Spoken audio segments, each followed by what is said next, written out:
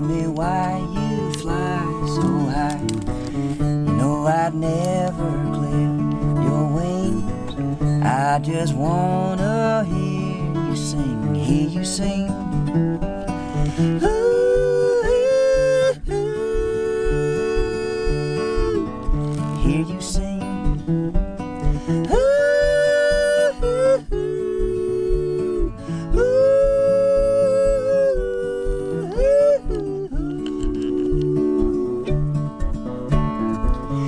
Little songbird's sweet refrain sound just like that evening train. And ever since she had to go, I hate to hear that whistle blow, whistle blow.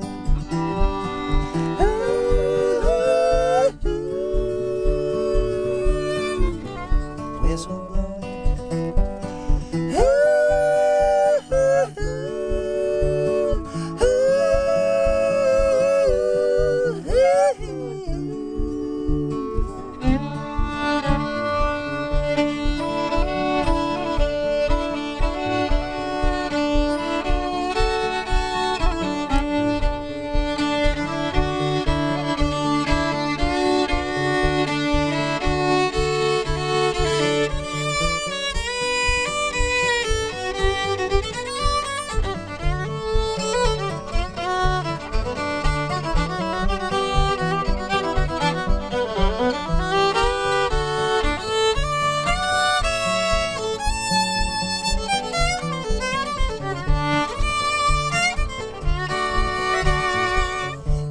I sit here all alone from the nest my bird has flown. Only thing I know to do, sit here howling at the moon, at the moon. Ooh, ooh, ooh, at the moon. Ooh, ooh, ooh.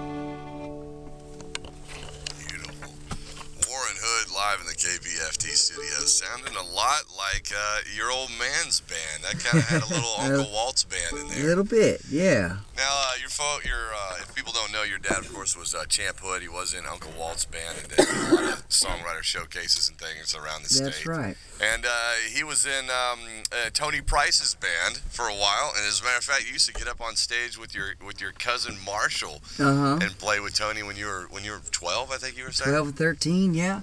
Kind of how I started, and she's in her 20th year now of hippie hour at Continental Club every Tuesday. And you were there with her. I'm there along with my cousin Marshall and Willie. We've been playing with her for a few years now. Very, very cool. Yeah. And that happens every Tuesday? Every Tuesday, hippie hour they call it. Okay. At 7 o'clock. And when's she going to bring that show to Houston? Oh, she's been here, I guess about a year ago she came up to the Mucky Duck, but she doesn't like to travel too far from home. Okay. She likes to keep it in the neighborhood. Sure, sure. I've noticed her on the over at on the bill at the old Quarter Coosa Cafe on Galveston recently. So yeah, she's passing through town. Yeah, but she tell her she needs to make a stop here in town. She does come to Galveston quite frequently.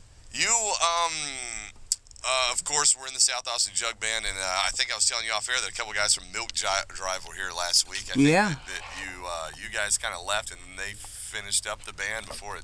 That's right. I think everybody kind of fell off one at a time. Sure. As happens with bands that have been around for 10 years or more. Sure. And yeah, we still do shows with Milk Drive at home, and I see them from time to time. And everybody in Austin, including the three of us, play in a dozen bands. You kind of have to if you want to make a living doing this. You got to play every night with somebody. So we run into them and do some jamming. Very cool. You started playing at 11, and by the time you were 17, you were a soloist for the Austin Symphony. Well, that's stretching it a little bit. But yeah, I won a competition, a violin competition in high school, and the prize was you got to perform a concert with the Austin Symphony as a soloist. And Very I played cool. the Lalo Symphony Espanol. Very nice. Very nice. Did anybody film that? You got that video? I think I got it laying around somewhere. I haven't had the heart to watch it. I just can't watch myself on video. But Right. I think my dad might have filmed it, actually. Right. And you went to the Berklee School of Music, and you won a pretty nice award that was given out by the faculty there. Is that correct? Yeah, the String Achievement Award. I had a great time up at Berklee. I was there for 2 years, and came back to Austin shortly thereafter, and thought I was going to be a jazz violinist, and you just kind of follow the path of least resistance, and I wound up in a blues band and couldn't be happier. I wanted to ask you, was it your time in San Francisco that you met the Waybacks, or did you cross paths with them? I never lived in San Francisco. They found me here. Okay. Like I said, playing in a dozen bands, you wind up crossing paths with a lot of folks, and so I still play with them, not as much as I used to, but that whole time the drummers lived in Seattle and I live in Austin, and three live in San Francisco, and we just we fly and meet up and do a 2-week tour and then go home. Yeah, I think you guys sound great, and I'm a huge fan of that Old Cluck Hen. Yeah. I can't wait to see you guys play that live one day. And you also have a YouTube channel, or at least there's some videos of you at your webpage, which is warrenhood.com. Yeah, I try to keep up with as much as I can, but I like to spend more time on the fiddle and less time on the computer as much as I can.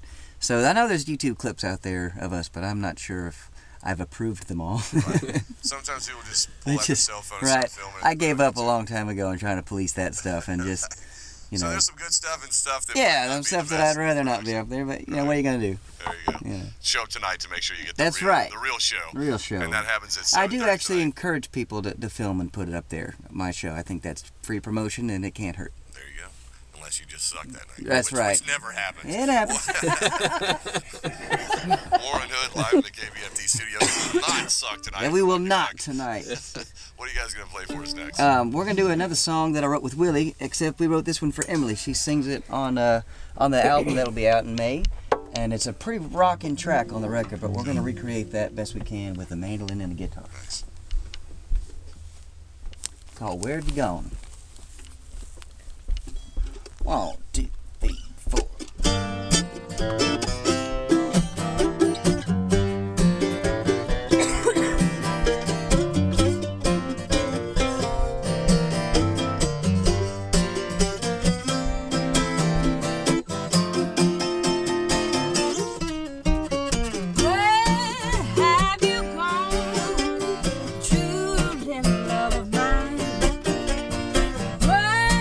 Have you gone?